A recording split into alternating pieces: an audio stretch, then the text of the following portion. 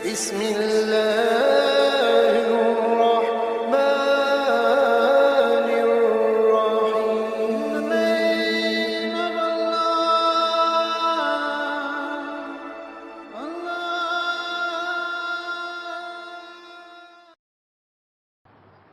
بسم الله الرحمن الرحيم. نحمده ونصلي على رسوله الكريم. اما بعد، فاعوذ بالله من الشيطان الرجيم. بسم الله الرحمن الرحيم. قل اعوذ برب الناس ملك الناس اله الناس من شر الوسواس الخناس الذي يوسوس في صدور الناس من الجنة والناس. صدق اللہ العظیم. بزرگان محترم اور عزیز دوستو،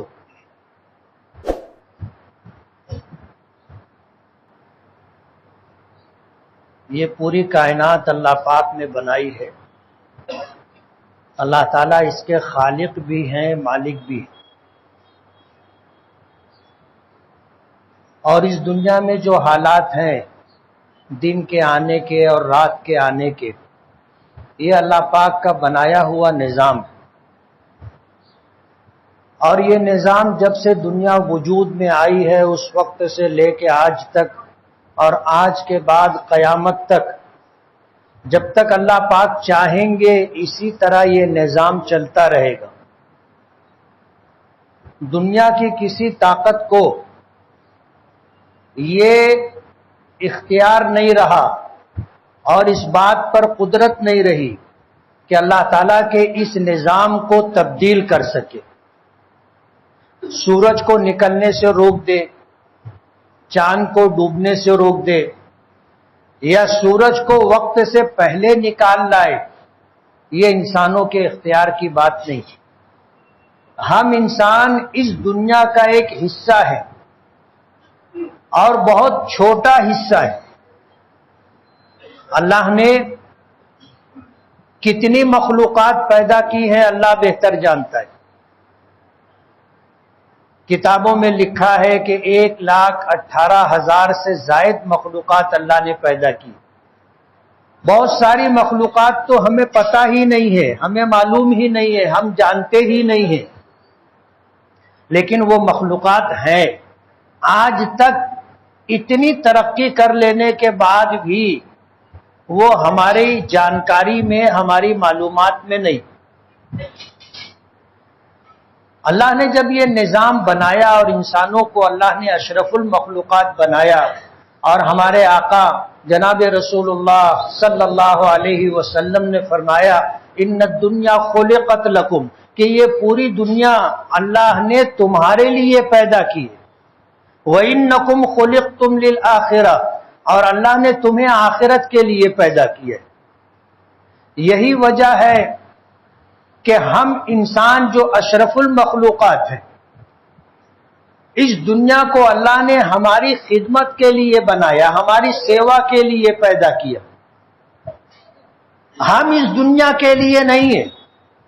ہمیں اللہ نے اگر اس دنیا میں بھیجا ہے، ہمیں بنایا ہے، اشرف المخلوقات کا مقام دیا ہے، تو ہمارے لیے ٹھکانہ کچھ اور بنایا ہے. اور وہ ٹھکانہ انسانوں کے لیے عالم آخرت میں یا تو جنت ہے یا تو جہنم. یہ دنیا ہمارا ٹھکانہ نہیں ہے. یہی وجہ ہے کہ آپ دیکھتے ہو کہ کتنے بچے ایسے ہوتے ہیں جو ماں کے پیٹ میں وجود پاتے ہیں لیکن زندہ پیدا نہیں ہوتے. پیدا ہوتے ہیں تو مرے ہوئے پیدا ہوتے. کتنے بچے ایسے ہوتے ہیں کہ پیدا ہوتے ہیں، چند سانسیں لیتے ہیں، انتقال ہو جاتا ہے. کچھ کو اللہ زندگی دیتے ہیں، بچپنا گزرتا ہے، نوجوانی میں انتقال ہو جاتا ہے. کتنوں کا جوانی میں انتقال ہو جاتا ہے، ادھیڑی میں انتقال ہو جاتا ہے. آخری حصہ زندگی کا بڑھاپا ہے، اس میں تو انسان کو جانا ہی جانا ہے. نبی کریم صلی اللہ علیہ وسلم نے فرمایا اعمار امتی ما بین 60 و 70، میری امت کی اوسطاً عمر 60-70 سال ہے. 70 سال کے بعد آدمی کی کیا کیفیت ہو جاتی ہے سب کو پتہ ہے. وہ جگر مراد آبادی نے کہا نا کہ ہوش و حواس تاب و تواں سب ہی جا چکا، اب ہم بھی جانے والے ہیں، سامان تو گیا. آنکھوں سے کم دکھائی دینے لگتا ہے، دانت گرنے لگ جاتے ہیں، آدمی اونچا سننے لگتا ہے، بولنے کی صلاحیت متاثر ہو جاتی ہے، ہاتھوں میں راشا آ جاتا ہے، جسم ڈھلنا شروع ہو جاتا ہے. ایک وقت آتا ہے کہ اٹھنا بیٹھنا بھی مشکل ہو جاتا ہے. اس کے بعد فنا ہونا ہے. اللہ پاک کا ارشاد ہے کل من علیہا فان، روئے زمین پر جتنی مخلوقات ہے اس کائنات میں سب پر فنا طاری ہوگی. وَيَبْقَى وَجْهُ رَبِّكَ ذُو الْجَلَالِ وَالْإِكْرَامِ، اور باقی رہنے والی ذات صرف اور صرف اللہ رب العالمین کی ذات ہے. یہ پوری کائنات ختم ہو جائے گی. جب کسی شخص کا انتقال ہوتا ہے نبی کریم صلی اللہ علیہ وسلم نے فرمایا من مات فقد قامت قیامتہ، جس شخص کا انتقال ہو گیا اس کی قیامت آ گئی. اس لیے کہ قیامت نام ہے اس دنیا کا اور اس کے پورے نظام کے ختم ہونے کا.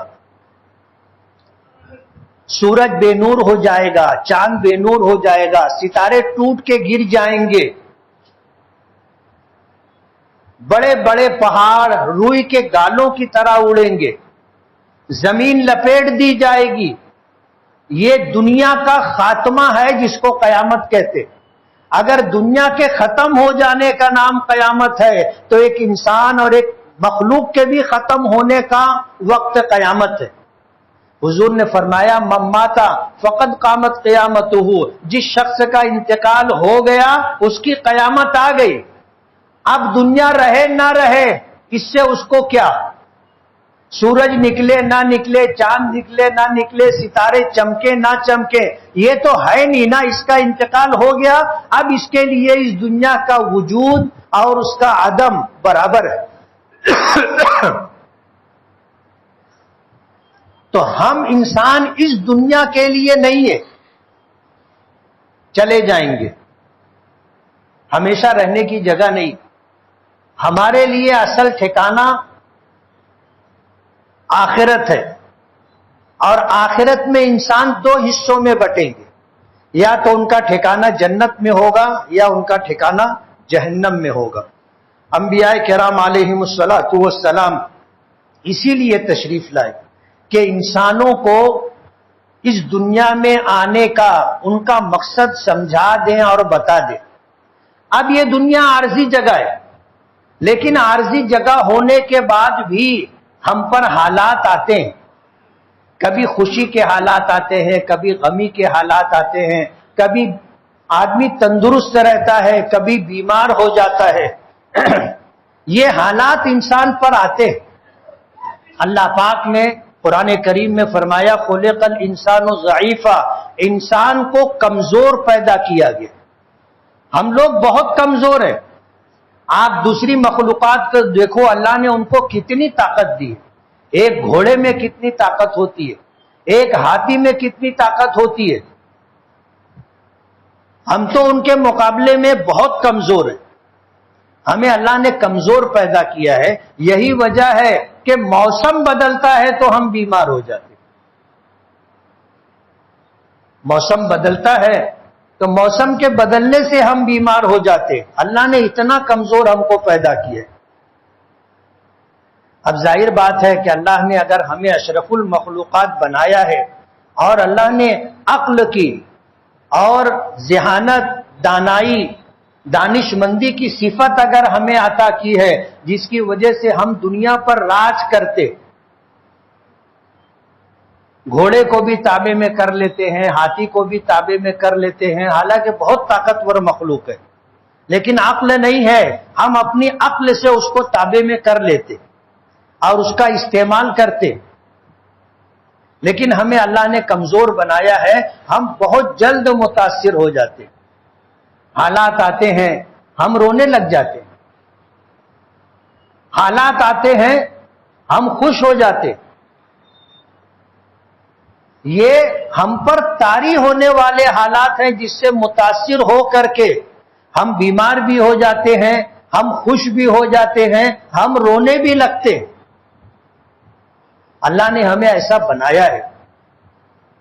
یہی وجہ ہے کہ جب اس دنیا میں حضرت آدم علیہ نبینا علیہ الصلوۃ والسلام کو بھیجا گیا تو شیطان کو پہلے زمین پر اتار دیا گیا تھا اور بتایا گیا تھا کہ ان الشیطان لکم عدو مبین، کہ شیطان تمہارا کھلا ہوا دشمن ہے اور وہ ہمیں نقصان پہنچانے کے لیے ہر وقت طاق میں رہتا ہے، ہر وقت طاق میں رہتا ہے۔ اللہ نے ہماری حفاظت کے لیے فرشتوں کی ایک جماعت رکھی ہے جو ہماری حفاظت کرتے رہتے، ورنہ ہم تنہا ہو شیطان اپنا کام کر جائے۔ اس کو اللہ نے بے پناہ اختیارات دیے، بے پناہ اختیارات دیے، اور وہ ہمارا کھلا ہوا دشمن ہے۔ ہمارے باپ حضرت آدم علیہ الصلوۃ والسلام، مائی حوا جنت میں تھے اور ان کی وجہ سے شیطان کو زمین پر اتار دیا گیا، قیامت تک کے لیے اسے اللہ کی رحمت سے محروم کر کے اسے ملعون قرار دے دیا گیا۔ تو اسے تو اس بات کا احساس ہے کہ میں اگر اللہ کی رحمت سے محروم ہوا اور جنت سے نکالا گیا تو میرا ٹھکانہ کہاں ہے؟ جہنم ہے۔ ہم انسانوں کی وجہ سے اس کا نقصان ہوا ہے تو وہ ہمیشہ ہمیں نقصان پہنچانے کے در پہ رہتا ہے۔ نبی کریم صلی اللہ علیہ وسلم نے اسی لیے صبح اور شام حفاظت کی دعائیں ہمیں سکھلائی، حفاظت کی دعائیں، اور ہمیں ان کا اہتمام کرنا چاہیے۔ جو لوگ اہتمام کرتے ہیں اللہ انہیں شیاطین کے، جنات کے شر سے محفوظ رکھتا ہے، اور معصورہ حفاظت کی دعائیں پڑھنے کی وجہ سے اس کے علاوہ جو حالات ہوتے ہیں اللہ ان سے بھی حفاظت کرتا ہے۔ قرآن کریم کی جس سورت کی میں نے تلاوت کی ہے، سورہ فلق اور سورہ ناس، یہ دونوں سورتیں نبی کریم صلی اللہ علیہ وسلم پر نازل کی گئی تھی، اتاری گئی تھی، اور اس کا پس منظر یہ ہے کہ لبید ابن عاصم نامی ایک یہودی تھا جس نے کسی ہیلے سے، بہانے سے حضور کے کنگھے میں جو داڑھی کے بال تھے اور کنگھے کے کچھ دندانے حاصل کر لیے تھے، اور پھر اس کے اوپر جادو کیا تھا، اور جادو کر کے کھجور کے خوشے کے اوپر جو غلاف ہوتا ہے اس غلاف میں اسے رکھ کر کے، لپیٹ کر کے، بیر زی اروان نامی ایک کنویں کی تہ میں اسے ایک پتھر کے نیچے دفن کر دیا۔ نبی کریم صلی اللہ علیہ وسلم کو اس کی وجہ سے تکلیف تھی، اور ایسی تکلیف تھی جس کا بیان کرنا حضور کے لیے مشکل تھا۔ آپ نے اس کی تعبیر یہ کی، ایسا لگتا ہے جیسے مجھے باندھ دیا گیا ہے۔ حضور پاک صلی اللہ علیہ وسلم نے اللہ سے دعا کی کہ میری یہ جو کیفیت ہے، یہ اس کیفیت کا سبب کیا ہے؟ کیا چیز؟ حضور پاک صلی اللہ علیہ وسلم خود فرماتے ہیں کہ میں سویا ہوا تھا، میں نے خواب دیکھا کہ دو فرشتے آئے، ایک فرشتہ آ کر سر کی طرف سرہانے کھڑا ہو گیا اور ایک پیر کی طرف پایتانی کھڑا ہو گیا۔ سر کی طرف جو فرشتہ کھڑا تھا اس نے پیر کی طرف جو فرشتہ تھا اس سے پوچھا تمہیں معلوم ہے اس شخص کو کیا ہوا ہے؟ تو اس نے کہا کہ نہیں۔ جس فرشتے نے پوچھا تھا اسی نے بتایا کہ ھذا مطبوب، کہ یہ وہ شخص ہے جس کے اوپر جادو اور سحر کر دیا گیا۔ پھر پوچھا کہ تمہیں پتہ ہے کہ کس چیز میں سحر کیا گیا ہے؟ تو اس فرشتے نے کہا کہ مجھے معلوم نہیں۔ تو سر کی طرف جو فرشتہ کھڑا تھا اس نے بتایا کہ داڑھی کے کچھ بال اور حضور کے کنگھی کے کچھ دندانے اسے لے کر کے اس پر جادو کیا گیا ہے۔ اور پھر پوچھا تمہیں معلوم ہے کس نے جادو کیا ہے؟ تو اس نے کہا کہ نہیں۔ تو اس نے ہی بتایا کہ لبید ابن عاصم نامی یہودی نے جادو کیا، اور پھر پوچھا تمہیں پتا ہے یہ چیز کہاں دفن کی گئی ہے؟ تو اس نے کہا کہ مجھے نہیں معلوم۔ تو اسی پوچھنے والے فرشتے نے بتایا کہ اروان نامی کنویں میں ان چیزوں کو کھجور کے خوشے کے غلاف میں لپیٹ کر کنویں کے نیچے دبایا گیا ہے، جس کی وجہ سے ان کی اس طرح کی کیفیت ہے۔ حضور جب خواب سے بیدار ہوئے، نیند سے اٹھے، خواب یاد تھا، صحابہ کرام کو بلایا اور بلا کر کے اپنا خواب بتایا۔ انبیاء کرام علیہم الصلاۃ والسلام کا خواب 100% سچا ہوتا ہے۔ میں نے پیچھے یہ بات بتائی تھی کہ جو آدمی جتنا سچا ہوتا ہے اس کا خواب بھی اتنا سچا ہوتا ہے، اور جو آدمی جتنا جھوٹا ہوتا ہے اس کا خواب بھی اتنا ہی جھوٹا ہوتا ہے۔ اس لیے اگر آدمی خواب دیکھے تو اس کی تعبیر کے چکر میں نہیں رہنا چاہیے، تعبیر کے چکر میں نہیں رہنا چاہیے۔ آدمی کی آنکھ کھلے تو اسے دعا پڑھ لینا چاہیے کہ اللہم انی اعوذ بک من شر ھذہ الرؤیا، کہ اللہ اس خواب کے شر سے میں تیری پناہ چاہتا ہوں۔ دوسری دعا ہے خیر تلقاہ شر توقاہ خیر لنا وشر لاعدائنا، خیر ہمیں نصیب ہو اور شر سے ہماری حفاظت ہو، خیر ہمارے لیے اور شر ہمارے دشمنوں کے لیے۔ یہ دعا پڑھ لینی چاہیے، خواب کی تعبیر کے چکر میں نہیں رہنا چاہیے۔ عموماً ایسا ہوتا ہے کہ بہت سارے خواب کی تعبیر ہی نہیں ہوتی، ہر خواب کی تعبیر نہیں ہوتی، مبشرات ہوتے ہیں بس ان کی ہی تعبیر ہوتی ہے، منذرات ڈراونے خوابوں کی تعبیر نہیں ہوتی۔ حدیث نفس جو کام ہم کرتے رہتے ہیں یا کوئی کام ہم نے کیا وہی چیز ذہن میں رہ جاتی ہے تو خواب میں دکھائی دیتی، تو ان چیزوں کی تعبیر نہیں ہوتی، اس کو حدیث نفس کہتے ہیں۔ حضور پاک صلی اللہ علیہ وسلم نے لوگوں کو بلایا، اپنا خواب سنایا، تفصیل بتائی۔ حضرت عمر فاروق رضی اللہ تعالیٰ عنہ کہنے لگے کہ اللہ کے رسول اجازت ہو تو وہ جادوگر کا سر اتار کے لے کے آؤ۔ حضور نے منع فرمایا کہ نہیں، ہمارا ان سے معاہدہ ہے، ہمارا ان سے معاہدہ ہے، اس لیے یہ کام نہیں ہوگا۔ پھر آپ صحابہ کرام کو لے کر کے گئے اور جو وہ کنواں تھا اس کنویں پر پہنچے اور صحابہ کرام کو کنویں کے اندر اتارا، اور پھر وہ لوگ ایک پتھر کے نیچے سے وہ نکال کر کے لائے۔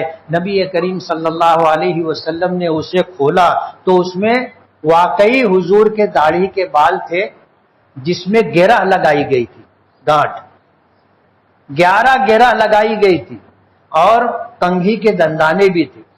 اللہ پاک نے سورہ فلق اور سورہ ناس نازل فرمائی۔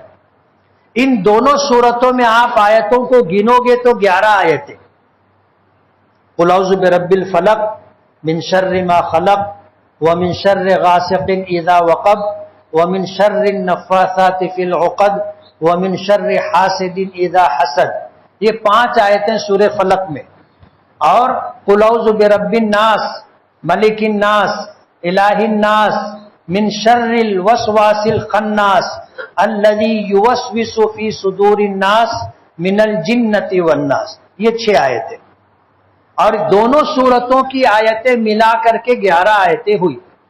اللہ پاک نے حضرت جبرائیل کو بھیجا، حضرت جبرائیل یہ دونوں سورتیں لے کر کے آئے اور نبی کریم صلی اللہ علیہ وسلم تک اسے پہنچایا۔ اللہ کے رسول صلی اللہ علیہ وسلم نے جب پڑھنا شروع کیا، ایک آیت پڑھی، ایک گرہ خود بخود کھل گئی، دوسری آیت پڑھی، دوسری گرہ کھل گئی، اس طرح 11 آیتیں جب آپ نے پڑھی تو 11 کی 11 گرہیں کھل گئی۔ اور حضور پاک صلی اللہ علیہ وسلم فرماتے ہیں کہ مجھے ایسا لگا کہ جیسے میں بندھا ہوا تھا اب میں کھل گیا ہوں۔ علماء کرام اس سلسلے میں دو حصوں میں بٹے ہوئے.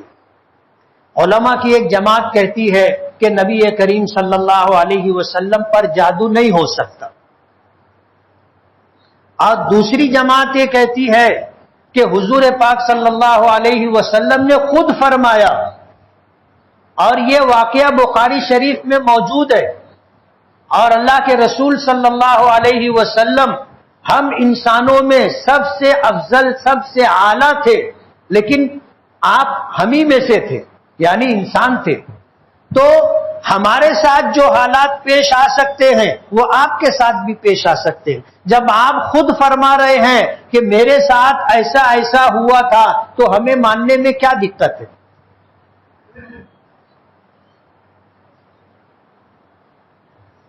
تو یہ دونوں صورتیں سحر کو ختم کرنے کے لیے بہت مؤثر ہے. اسی طرح آیت الکرسی، جو شخص اور ہر نماز کے بعد ایک مرتبہ آیت الکرسی پڑھے وہ اللہ کی حفاظت میں رہتا ہے. نبی کریم صلی اللہ علیہ وسلم کے پاس حضرت ابو ہریرہ ہے، اور حضرت ابو ہریرہ کو حضور نے ایک کام سپرد کیا کہ یہ جو بیت المال میں کھیتوں سے غلہ آیا ہے تم اس کی حفاظت کرو. وہ ایک مکان میں رکھا ہوا تھا، حضور نے حفاظت پہ مامور کیا. رات کا وقت تھا، آخر وقت میں حضرت ابو ہریرہ کو ایسی آواز سنائی دی جیسے کوئی غلے کو اٹھا رہا ہے اور ڈبے میں ڈال رہا ہے تو کیسی آواز ہوتی ہے، اور جب بالکل سنسان ہو تو معمولی آواز بھی سنائی دیتی. تو یہ محسوس ہوا جیسے غلہ کسی ڈبے میں بھرا جا رہا ہے. حضرت ابو ہریرہ اندر آئے تو دیکھا ایک آدمی تھا ڈبہ بھر رہا تھا. حضرت ابو ہریرہ نے آ کر کے اس کو پکڑ لیا، اور جب اس کو پکڑ لیا تو اس نے رونا دھونا شروع کیا کہ میں بال بچے دار آدمی ہوں، بہت محتاج اور غریب ہوں، میرے گھر فاقہ ہے، میرے بچے بھوک سے رو رہے ہیں، اس لیے میں غلہ لینے آ گیا تھا، آپ مجھے معاف کر دو، کل نہیں، میں آئندہ نہیں آؤں گا.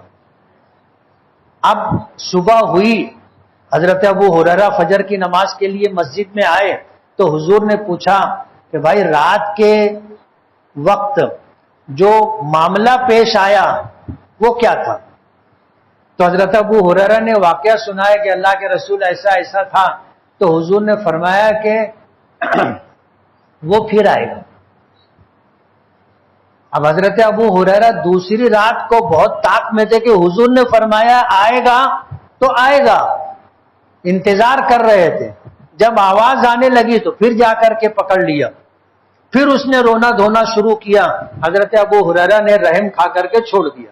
فجر کی نماز میں حضور سے ملاقات ہوئی تو حضور مسکرانے لگے.